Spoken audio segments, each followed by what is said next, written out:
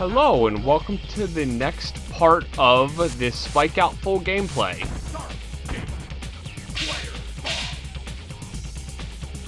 And as you can see here, the next stage is Astro Mall. This is the big like enclosed stage as compared to like the Diesel Town. So basically the big difference between Diesel Town and Astro Mall is you have a lot more of these more interior type levels that you see here, where everything is enclosed, and you don't have like the sky. Now, as you can see in this gameplay, I finally figured out how to pick up weapons, which, if I recall correctly, is done by pressing the beat and charge buttons at the same time. And your character has to sort of kind of be facing the weapon at the same time. And strangely enough, it doesn't always work, which I couldn't understand like why sometimes it doesn't work. Maybe your character has to just kind of be lined up just perfectly, but I never quite understood how that works or how that doesn't work. But yeah, there's actually quite a few characters in this level that have weapons. So you'll see me use various weapons. I don't know if it's in this part or if it's going to be the second part, since both Stage 2 and Stage 3 I have split into 2 parts each, because I know honestly with myself, I don't like sitting through more than like a 30-minute video.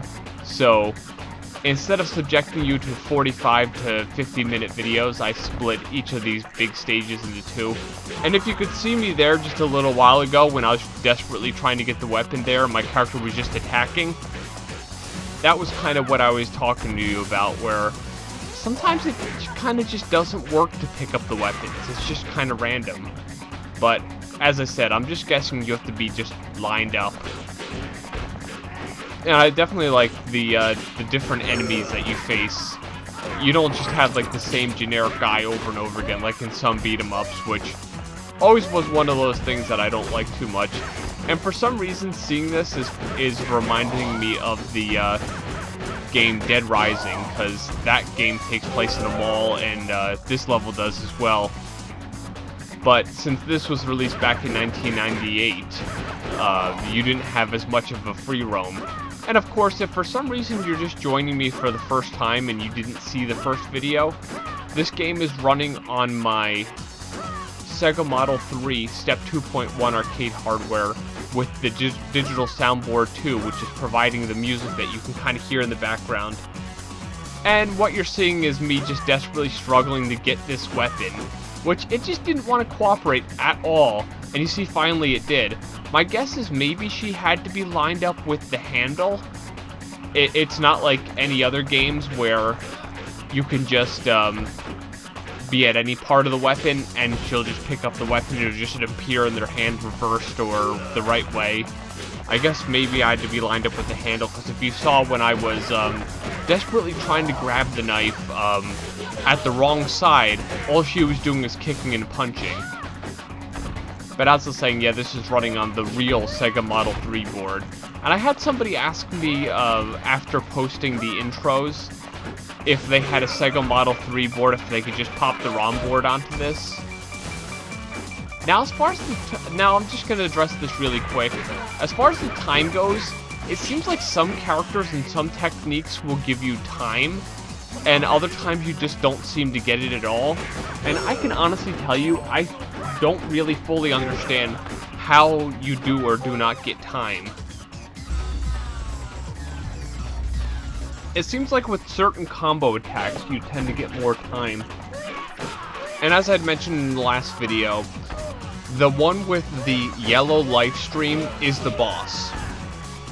When you want to actually initiate the whole break the gate sequence, you can just take out the boss and everybody else will just run away. So basically taking out his cronies here are what will help, so you can actually just attack him and you don't have to worry about everybody mobbing you at once. But if you just take him out, they'll run away and it'll initiate the whole break the gate thing. Now, as I was saying, I had been asked by somebody when I had posted the intros video, if you had a 2.0 or 2.1 Model 3 system, could you just pop the ROM board on? That's kind of a yes and no situation where yes you can, but you also need the security chip PCB, which, if you recall seeing my converting the Sega Model 3 board, I mean the Model 2 board, where Fighting Vipers just had a ROM board, and Dynamite Cop had a ROM board and a security chip. It's a very similar board to that basically sits underneath the ROM board next to the communication board. And that allows the, I'm guessing either they're encrypted ROMs and they get decrypted, or it's just like basically the ROM board says, hey, Model 3 board, in order to run this, I need to have that security board in place, and it looks for that and then runs the game. It's probably something to that extent. But I don't think I made mention of that before, but yeah, this game also, of course, has a communication board on the PCB, which actually sits next to the security board, and as long as that's present, you can link up the boards. And as I'd mentioned in the last video, you can actually run up to 4 of these boards together, thus having all 4 playable characters in the game at once. And if you saw there, I actually had defeated all of his cronies, and then ended up taking the boss out, which, as I said, you get more points, but it's one of those problems where if you basically die, you lose all your points. So unless you're really crazy good at this game, it doesn't really matter if you take all the boss's cronies out or not. And I've actually been to quite a few malls myself, which reminded me of what you see here. Like, I have seen like some multiple floor malls. Like, if I recall correctly, when I lived in New Jersey, there was one in Freehold, New Jersey that had multiple floors like this. And there was even one here in Pennsylvania that had multiple floors like this as well. And they're always really cool, but the only thing I don't like is you have to look at the big map, and it says, yeah, this store, it's on number 31, but it's on floor 3, and you're like, wait, what floor am I on? And then you have to look, and then you have to check.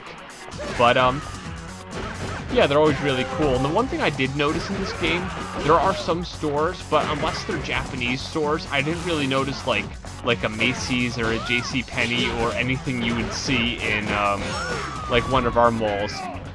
I believe in the aforementioned,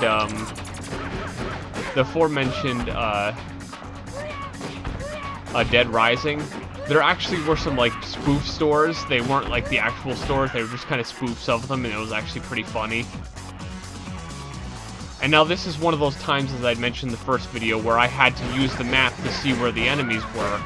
Because when you're at this point in the game, you have to find all the enemies and defeat them to trigger the whole, here comes the boss sequence.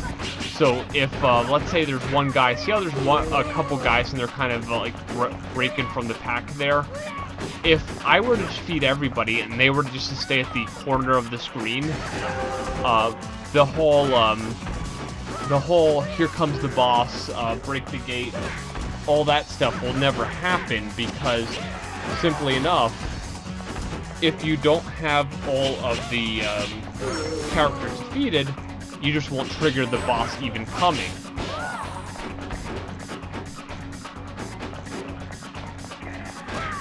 And for some reason, when I know I mentioned this in the first video, but a little bit of this reminds me of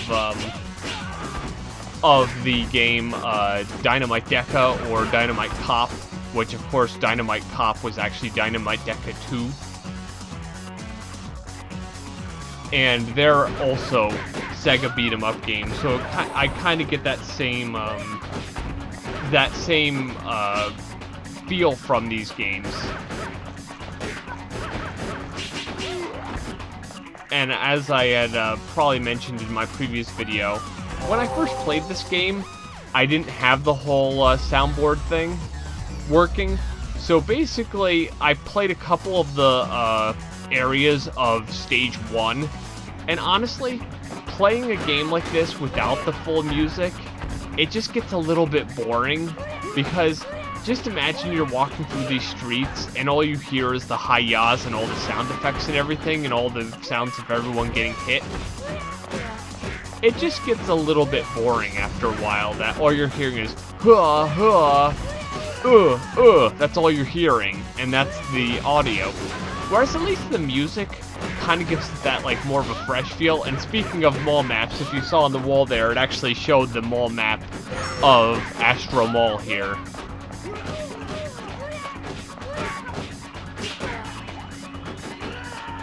And that's one thing you have to watch out for, is all of the bosses have their like super special attacks, and sometimes they'll even be like Zangief, where they will grab you and they will like throw you or something. I forget which boss it was, but there was one boss where he did like that thing where he glowed, and then he would just simply grab you and slam you to the ground, which took out like half your energy. And the simple fact is, you don't know what they're going to do when they start glowing like that. But I think this guy, he just does like a crazy combo when he starts doing his crazy attack. Yeah, you see, he just kind of like punched me. And that definitely has to be my favorite charge attack for Linda here, is the uppercut. And the way that you get that is you charge to the second little thing, and then she'll do that uppercut, which is very good because the enemy you are currently facing will get thrown up in the air, and then they will fall to the ground. So if you have a lot of people mobbing you all at once, it actually helps a lot, because that one character, at least for a moment, will fall to the ground and not be beating you up. And now, if you had not noticed it before, you'll notice my KO count and my score went all the way down after being KO'd. And that whole break the gate thing where it flashes and it points the arrow, that helps so much. There are so many times that...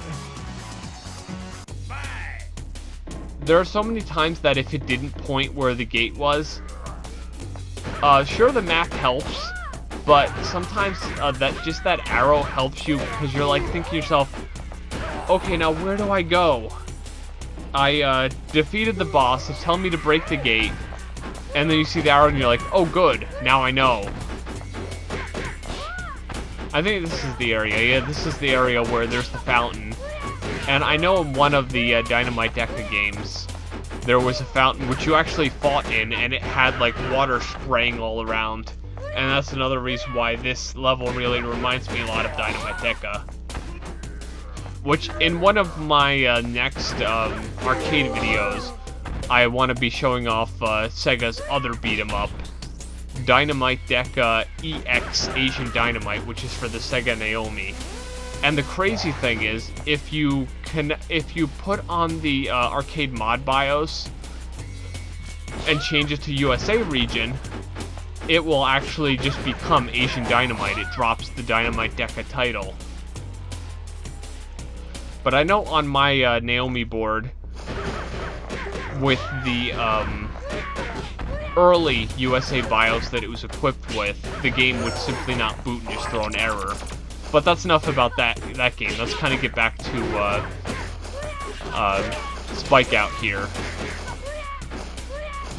I could just imagine how fun this game would be with 2 players or 4 players. I've only seen a couple pictures where you see an arcade and it has multiple cabinets. Typically, the way that they set up the cabinets for Spikeout is either they are all in like a circle, meaning like they'd all be basically facing each other with the screen just kind of going in a circle, or I've seen times when all 4 cabinets were just side by side. And sometimes they'd have a big sign above them that said Spikeout 4-player or Spikeout multiplayer action networked cabinets. Kind of like how you would see Daytona cabinets, because speaking of network cabinets, it was a few years ago I was at a Dave & Buster's in the Philly area, and I believe they had 4 or 8 Daytona cabinets, which when you consider how old that is, I think that was like early 90s, and that's Sega Model 2, which is the pre-Model 2A hardware.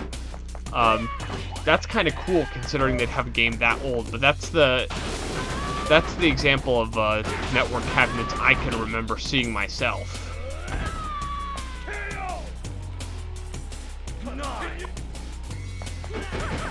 And as I always say, that's the good part about having free play enabled in one of these games, is you don't have to worry about actually having a game over if you don't have an extra quarter or two around.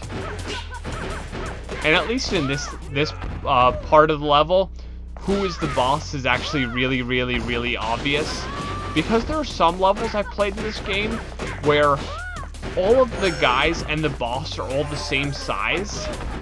So it is almost impossible to tell which one actually is the boss. Whereas in this one, he's an enormous guy in a purple shirt. He's kind of hard to miss because he's kind of head and shoulders over all of the other enemies.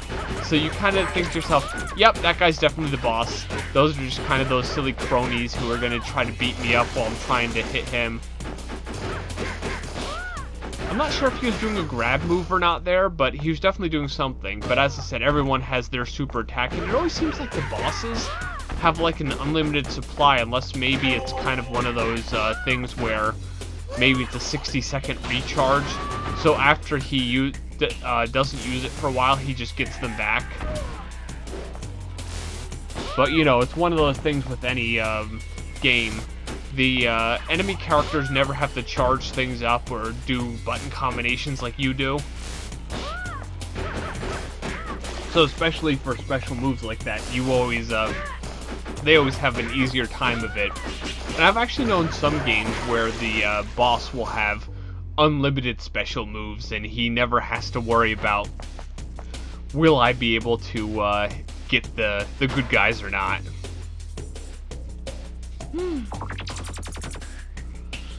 Even though all Linda does is grunt during most of these things, I kind of try to be quiet so you can hear what she says.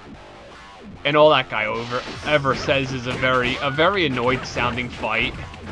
He's just like, fight! And whenever I see guys with berets on their head, I always think of like Bayman from Dead or Alive or Cammy from Street Fighter. And of course, that's the Delta Red Cammy, because she wears the red beret and the green leotard. And of course, Bayman from Dead or Alive, in his default costume, I know he wears a red beret. And I know there's one where he's like army colored and he wears a green beret. You could actually hear one of the enemies there. He was like from a distance. I don't know why he did it, but he's like, yeah! And one guy there is like one of your like Bruce Lee, basically your Asian karate guy stereotype. There's a few of those guys right now. At least the enemies make some kind of noise. It would get kind of boring if they didn't say anything, if they were just like kind of standing there, like waiting for you to attack them.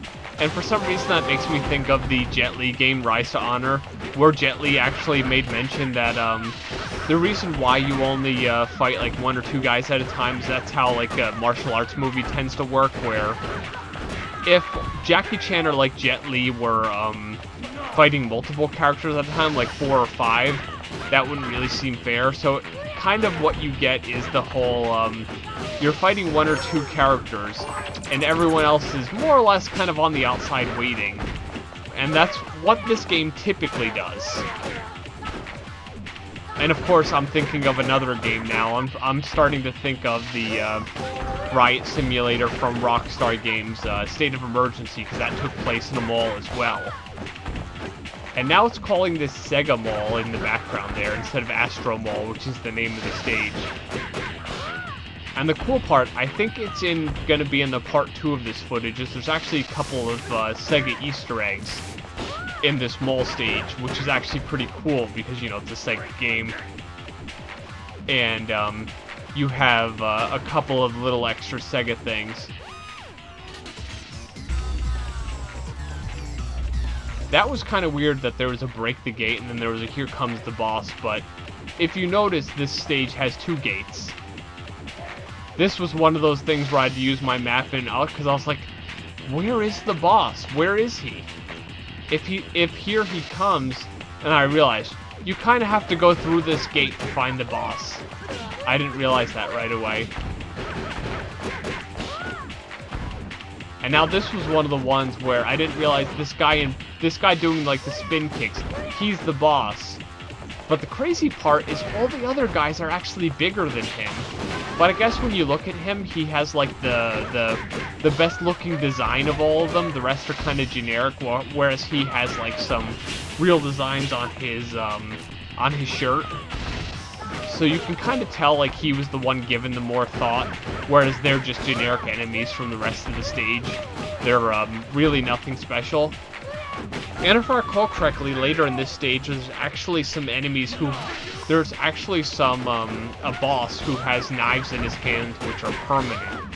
Which, of course, takes me back to Dynamite Cop again, where there was those tribal guys that for some reason had permanent machine guns in their hands, which doesn't make any sense because, you know, they should have like axes or bows and arrows or something. You don't see too many tribal guys with full tribal paint and like a what do you call like that thing, like a pair of shorts made out of leaves, and then they got like modern machine guns in their hands. But yeah, I remember that because if you remember earlier, there were those guys with the gray hair and they had knives, but their knives could be knocked out of their hands. And that's one thing that always annoyed me in these like beat 'em up games. Most characters in the game would be like these generic, I'm gonna punch you, I'm gonna kick you. But this boss is one of those, here comes a hurricane kick, here comes a crazy combo. You're just trying to get a decent combo on them and they're doing like this, oh my god, I'm so much better than you type move. And it's probably one of those things where it's inevitable. They're going to beat you. And I think I might have made a mention of it in the first part of this video, but like for instance, there was a while where I didn't actually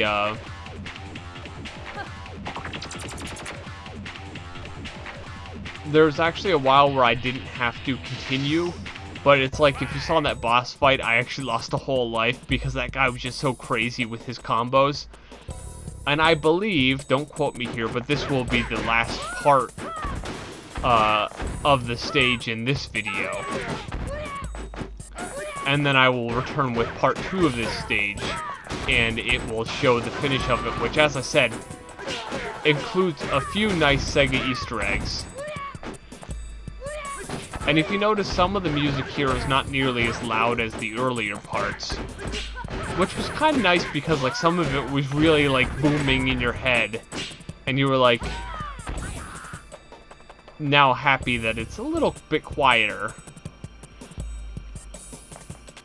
Another one of those parts where I had to find where the enemies actually were all hiding because they were all kind of in the corner there. And if you press the start button, it will actually change the map to like a flat map. Instead of being like that kind of 3D panning map, whereas when you move around, it kind of like moves back and forth like that to orientate itself. But I found that the map that's on the screen normally was usually fine for me, so I really didn't need to change it to the other type of map. I think it was one time when I was playing the game and by accident I pressed start, and then I saw that the map changed. If I recall correctly, there was a fighting game I once played where the start button actually would trigger your taunt if you weren't continuing. Which was kind of a cool idea because, of course, in an arcade game you can't pause anyway, so they might as well do something to the start button if it's not used to like gain more lives or gain more continues. Like for instance, in one of the previous like long plays I did of an arcade game, which was Gauntlet Legends, if there were credits in like the credit pool and you press start, you would get more life. I believe it was like 500 life per start. So that was one of the cases where they really couldn't repurpose the start button. And that was also one of the few cases where I wired up a game and I actually had to wire up a credit button because unfortunately the free play only gave you like a limited amount of life, and then when you were done, you were just done. So if you wanted to do a long play and play the whole game, you would have either A, had to have a coin meter hook up so you can actually insert coins, or B, as I did, just set up the credit to select, so when you need them, you could just insert more credits, since the game was not really free play friendly, if you will. And this was a really weird one, where the boss kind of just hung out in the corner there, waiting for all his cronies to get destroyed, whereas usually, in most of the bosses in this game, they would just kind of want to be there and beat you up while their cronies kind of jumped you from behind. But, you know, this guy, he was just like, you know what? I'm going to let them see if they can beat the hero, and then maybe I will jump in and mop up what needs to be mopped up. And as you can see, just like the previous guy, he kind of has like a more complicated looking costume there with like some art on his back. So you can kind of see he's the one who's a little bit more time was spent on him, but he's not like much bigger than the normal enemies, so it's kind of hard to tell. Yeah, absolutely, he's the boss. But yeah, if you didn't hear me say it in the last video, Spikeout Digital Battle Online is definitely a really fun game. It would especially be more fun if you had multiple cabinets or multiple boards hooked together and you could play with your friends. But if you like beat-em-up games, or you like the action genre in general, I would highly recommend giving this one a try in either a real arcade or an emulator, which, as I said, unfortunately, no console versions here, so you can't try it on a different console or anything. But yeah, that's the first part of this stage, and I will see you in the next part of this. Later.